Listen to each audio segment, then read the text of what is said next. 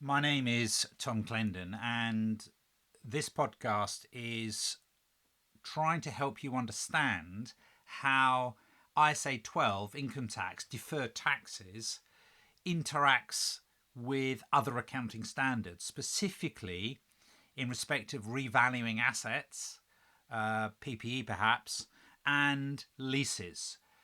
This is not a beginner's podcast on deferred tax. I'm trying to get into some detail around the application. So let's first of all have a look at how deferred tax works when we revalue an asset under ISA 16 PPE. And it might help if I make up a very simple numerical example. So we've got some land and it cost us 100 and we're accounting for it as PPE. Now we have an accounting policy choice that we choose to revalue that property to 120. So therefore there's a gain of 20 knocking around, and we're told there's a tax rate of 20%. So let's talk about the accounting consequences and the accounting treatment, and maybe a critique as well of what's happening there. Well, first of all, there's an accounting gain of 20. And assuming the asset hasn't been previously revalued, that gain of 20 goes directly to reserves, is reported in other comprehensive income for the year. Now, from a deferred tax point of view, that represents clearly an accounting gain and therefore is a taxable temporary difference and therefore creates a deferred tax liability. Those three words go together. Accounting gains will give you taxable temporary differences, which create deferred tax liabilities. So the 4, the 20% of the 20, the 4 is a deferred tax liability. If it had been an accounting loss, then I would have talked about deductible temporary differences, and I would be talking about a deferred tax asset of 4. So just to recap what is going on here, the carrying value of the asset goes to 120. There is no current assessment to pay tax. It's a paper revaluation gain. So the taxman does not require us to pay any money out. After all, we haven't had any money in. So there's no current tax assessed, and so the tax base remains at 100. So we've got a temporary difference between the carrying value of the asset of 120, its tax base of 100, and therefore we've got a taxable temporary difference of 20, and with a tax rate of 20%, this gives us a deferred tax liability of 4. Now hang on a minute. We've recognised the gain in equity, the 20 in equity, and so when I'm recognising the deferred tax liability of 4 as a credit, I want to put my tax expense also in equity. The reason we account for deferred tax is to match.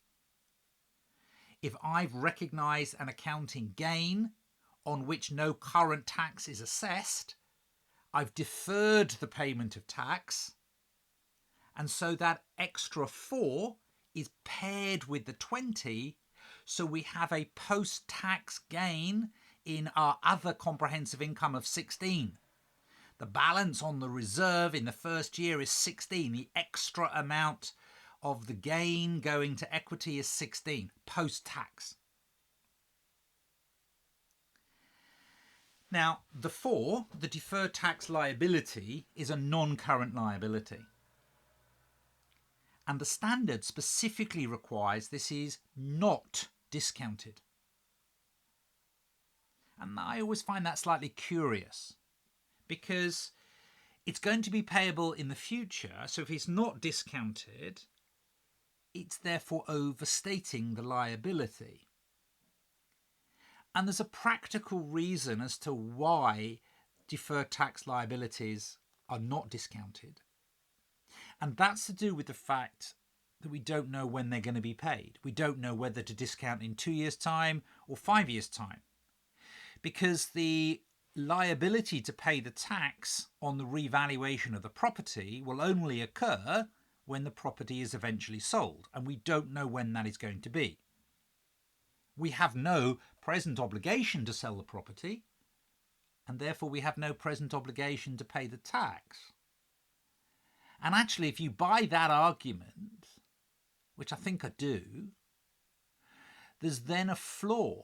There's then a conflict between the conceptual framework's definition of a liability, a present obligation, and the requirement of ISA 12 to recognise a deferred tax liability on a revaluation. So I've suddenly got a little bit heavy there, haven't I? Yeah, as we've gone through that example. So you've got to be a little bit careful in the exam that you always answer the question that is being set. Look at the number of marks available. But there are some conceptual criticisms of ISA 12 that you can make, that they overstate deferred tax liabilities. And they're not even a deferred tax. The deferred tax is not even a liability. So that's one example. Let me give you a second heavy example, and you can listen to this podcast again. Yeah? And this second example revolves around leases. Now, under IFRS 16, if you are a lessee, what you will normally do is to recognise both an asset and a liability when you enter into a lease. Even though you haven't got legal title, you are responsible for showing substance, showing the truth, showing the economic reality. You have a right to use the asset, you control it, so you should recognise that in the accounts, and equally you should recognise the obligation to make those lease rentals, even though you haven't got legal title. I'm really comfortable with IFRS 16. I think it's a great standard. Yeah, big improvement in financial reporting. But how does this relate to deferred tax? Well, it relates to deferred tax because the taxman doesn't have any imagination. The taxman deals with legislation and will not think of the lease as a right of use asset, will not understand the existence of the asset or the liability. They will take, and the tax base therefore of those items will be nil. The taxman will give relief, tax relief, on the actual rentals that the lessee pays. So here we are recognising a right of use asset with a tax base of nil and recognising an obligation with a tax base of nil.